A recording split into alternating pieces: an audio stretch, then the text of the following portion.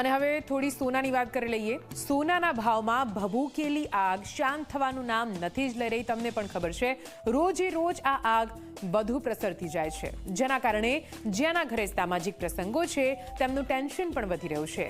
સોનું ખરીદવું છે પણ ભાવ ઘટતા નથી। જેણે સોનાનો જૂનો ભાવ જોયો છે તેને તો નવો ભાવ ધ્રુજાવી દે છે। સપને પણ ના વિચારી શકે તેવો ભાવ। ત્યારે જુઓ સોનાના ભાવ પર અમારો આ ખાસ અહેવાલ।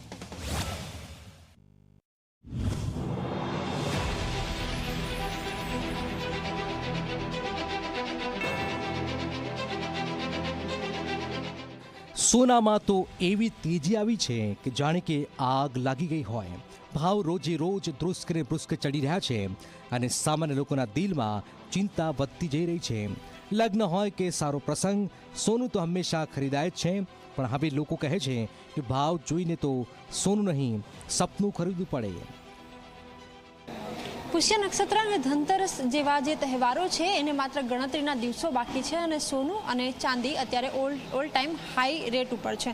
હાલ સોનાના ભાવ ક્યાંક જે મધ્યમ વર્ગીય પરિવારો છે, ખાસ એવા પરિવારો કે જેઓ બચત તરફ જોઈ રહ્યા હોય, ધ્યાન આપી રહ્યા હોય, એવા પરિવારો અત્યારે ક્યાંક ચિંતામાં મુકાયા છે કે ક્યાંક સોનામાં ઇન્વેસ્ટ કરવું કે કેમ। પરંતુ હાલ જે રીતે જે ભાવ છે એ વધી રહ્યો છે અને સામે જ તહેવાર અને લગ્નગાળો પણ આવી રહ્યો છે। આ સમયે સોનું ખરીદવું દરેક પરિવારની ઈચ્છા હોય છે, પરંતુ જે રીતે સોનાનો ભાવ વધી રહ્યો છે એ ક્યાંક પરિવારોને ચિંતામાં મૂકી રહ્યો છે।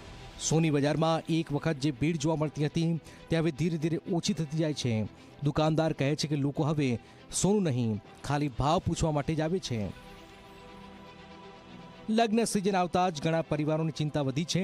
પહેલા જ્યાં દીકરીના લગ્ને સોનાની ચમક હતી, હવે ત્યાં ગણિતની ચિંતા છે। આજે 4060 સુધી ડોલર સુધી સોનું પહોંચેલું છે। ઇન્ડિયન માર્કેટમાં કહીએ તો ઘણું બધું હાઈ કહેવાય, અત્યાર સુધીનું હાઈ સોનું છે અત્યારે। અને એના પાછળના કારણો પહેલાં ઇઝરાયલની લડાઈનું કારણ હતું, એના પછી યુક્રેન અને રશિયાની લડાઈનું કારણ હતું, પછી જ્યારે ટ્રમ્પ સરકાર દ્વારા ટેરિફ લગાડવામાં આવ્યો અને ત્યારબાદ ફેડરલ બેંક દ્વારા વ્યાજનો દરનો ઘટાડો કરવા માટે આવ્યો। આ બધા કારણો સોનાની તેજી માટેના કારણો હતા। પહેલા દિવાળી પહેલા થતી તેજી હવે આખું વર્ષ ચાલુ છે। આ વખતે તો ભાવમાં એવો ભડાકો થયો છે કે લોકો હવે એ આશા બેઠા છે કે ક્યારે સોનું ઠંડુ પડશે।